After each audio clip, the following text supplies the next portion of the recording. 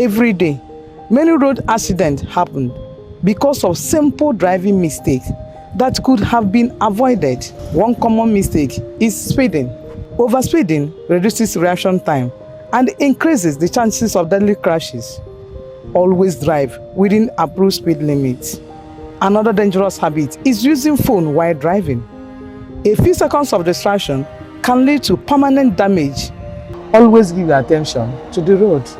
Some drivers also ignore traffic lights and road signs, especially when road seems free.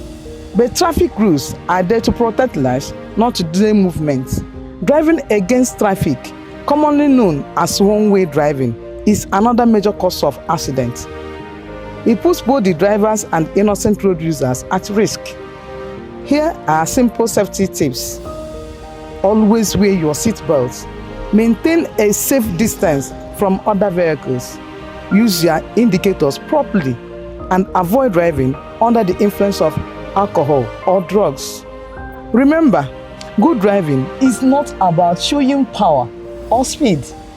It's all about discipline, patience, and protection of life. Drive safely, arrive safely.